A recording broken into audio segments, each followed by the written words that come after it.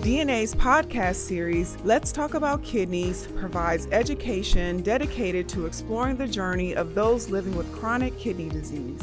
We're here to inspire meaningful conversations and to help people living with CKD gain a better understanding of their disease. Polycystic Kidney Disease, or PKD, affects about 600,000 people in the United States, according to the PKD Foundation. It is one of the most common genetic kidney disorders, yet many people don't even know they have it until later in life. Today, we are joined by Dr. Daniel Ritchie, where he will break down what PKD is, how it's diagnosed, and how people can live well with it. Dr. Daniel Ritchie joined Dallas Nephrology in 2011. Dr. Ritchie is board certified in internal medicine and nephrology. Dr. Ritchie is also a member of DNA's PKD committee and a PKD specialist in Fort Worth. He currently sees patients at our Fort Worth location and our Fort Worth Harris Parkway locations. Welcome. So I want to talk today about PKD and what it is. Can you answer that for us? Sure. So PKD stands for Polycystic Kidney Disease, and we actually use the term a lot of times ADPKD. That's important. It's called autosomal dominant polycystic kidney disease. So this is a genetic or inherited disease of the kidneys, right? So people are born with this. The autosomal dominant part's important because I think people don't realize if they have this, they have a 50% chance of this being transferred to their offspring, right? And so it's actually a very common disease process. Depending on the source you look at, anywhere from 1 in 400 to 1 in 1,000 people have this disease. So what it is from a very early age, people start to form these fluid-filled cysts within their kidneys. And it's not 1 or 2 cysts. It actually turns out being hundreds and hundreds of cysts that form over the course of someone's lifetime.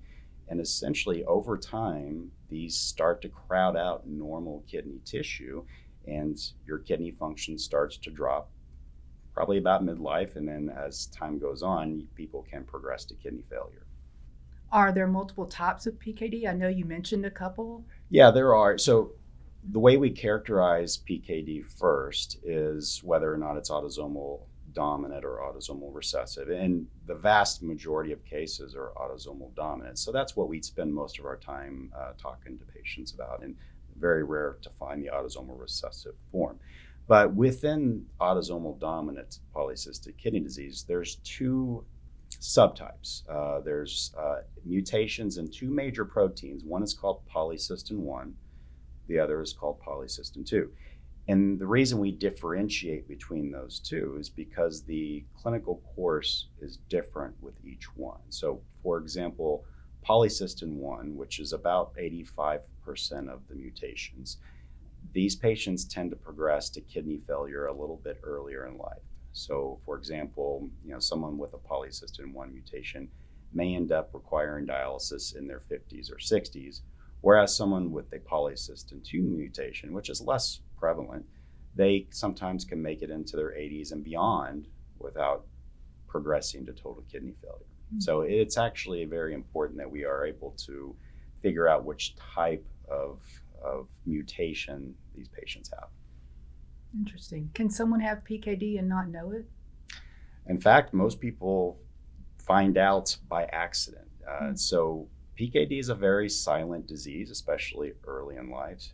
And really that fits with a lot of kidney disease.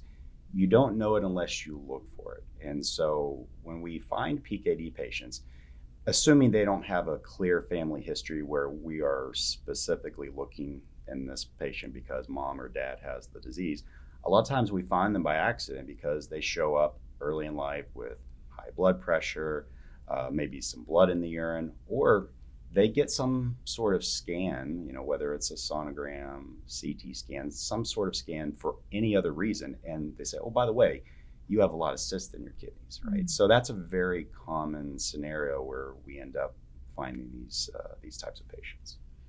What do patients notice PKD progresses over time? So the first thing I think the patient would notice would be usually high blood pressure. And that can be easily dismissed as something else. Mm-hmm. But as time goes on, these cysts enlarge, and there can be a lot of kidney-specific findings. So obviously blood work over time will start to become abnormal. But as far as the things that patients themselves can notice, they can see blood in the urine. These cysts can sometimes rupture. That can be uncomfortable. That can cause a large amount of blood in the urine. The cyst can get infected. That's rare, but that can be fairly serious, and patients will present with all signs of an infection. Urinary tract infections are more common, and kidney stones are more common in PKD patients. So that's kind of the kidney-specific manifestations of this disease. Now, because it's a genetic disease, it covers, you actually get manifestations outside of the kidney as well. So probably one of the more common ones is patients get cysts in their liver as well. And that's usually noted at the same time when we scan them and look at their kidneys.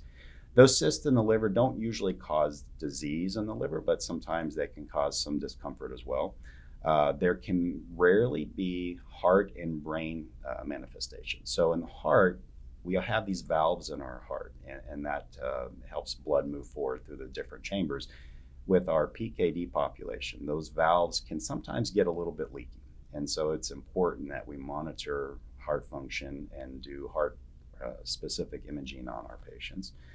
And then as far as the brain, some PKD patients, a very small percentage of them can develop aneurysms in their brain. So an aneurysm is basically, think of a balloon coming off of one of your arteries. In severe cases, those aneurysms or balloons can pop, and that can be frankly devastating. So in our population of patients, we do tend to look at scans of the brain to make sure they don't have these types of manifestations.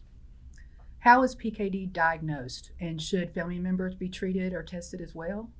So the diagnosis starts with some sort of imaging test. And like I said earlier, these patients usually present with what we refer to as innumerable cysts throughout the kidneys. It's not one or two cysts. So it's usually very easy to identify these patients. Now, beyond that, we now have genetic testing that is readily available. And so before, it was kind of a difficult, it was a chore to get people genetically tested, but nowadays we can do it in our office real time. And not only can we confirm the diagnosis, but like we talked about earlier, we can identify what their specific mutation is. Now, beyond just the imaging, we do something called disease stratification.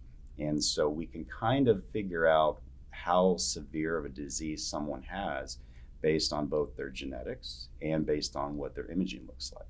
So with the imaging, we'll do measurements of the kidneys, because the larger the kidneys, the more likely the kidneys are going to progressively fail.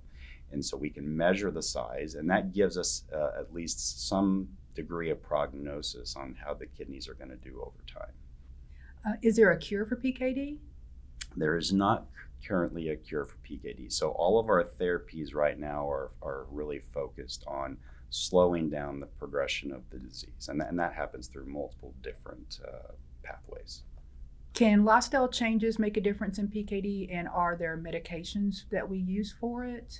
Yeah, absolutely. So lifestyle modifications, for all kidney diseases are very important. And that's basic stuff. We maintain a healthy weight, control blood pressure, right? Low salt diet, things like that. And they are constantly doing research on what diet might be best for polycystic kidney disease. The other thing we tell patients is actually heavy water intake has been shown to slow down progression. And this is probably much heavier water intake than most people are used to, but that's a recommendation we make. And there are medications that we use to slow down the disease. And that goes from anywhere from a basic blood pressure medications called ACE inhibitors or angiotensin receptor blockers. They're very common drugs, but they've been shown to slow progression of disease. And more recently, we have a specific medication called tolvaptan that does a pretty good job of slowing the cyst growth down pretty significantly.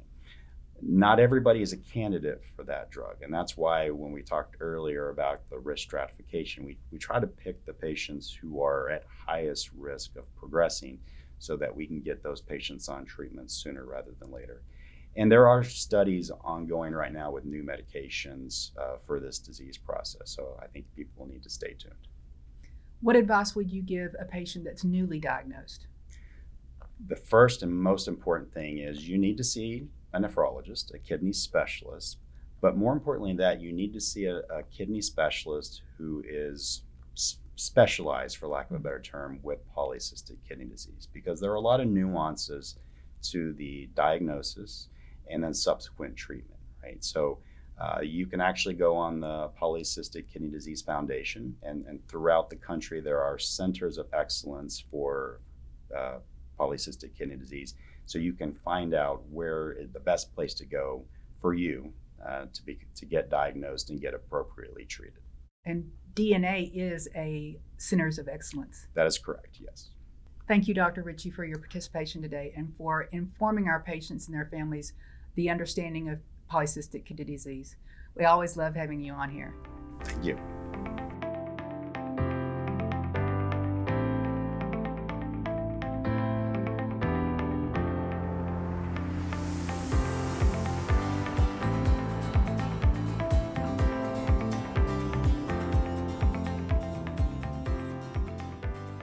Thank you for joining us today. For information about Dallas Nephrology Associates, please visit our website at dneph.com. If you found our information helpful, feel free to share it with others who may also be affected by chronic kidney disease. Dallas Nephrology Associates' DNA podcast series, Let's Talk About Kidneys, is provided for general information purposes only and does not replace the need to talk with a healthcare professional about your unique situation, care, and options. Our goal is to provide you with as much information as possible so you can be as informed as possible. Reference to any specific product, service, entity, or organization does not constitute an endorsement or recommendation by DNA. The views expressed by guests are their own, and their appearance on the program does not imply an endorsement of them or any entity or organization they represent. The views and opinions expressed by DNA employees, contractors, or guests are their own and do not necessarily reflect the views of DNA or any of its representatives. Some of the resources identified in the podcast are links to other websites. These other websites may have differing privacy policies from those of DNA. Please be aware that the internet sites available through these links and the material that you may find there are not under the control of DNA. DNA shall have no responsibility for the accuracy, legality, or content of the external site or subsequent links. Contact the external site for answers to questions regarding its content. The resources included or referenced in the podcast and on the website are provided simply as a service. DNA does not recommend, approve, or endorse any of the content on the linked sites. The content provided on this website and in the podcast is not medical advice and should not be used to evaluate, diagnose, treat, or correct any medical condition. The content is solely intended to educate users regarding chronic kidney disease, end-stage renal disease, ESRD, end-stage kidney disease, ESKD, and related conditions, and ESRD, ESKD treatment options. None of the information provided on this website or referenced in the podcast is substitute for contacting a healthcare professional.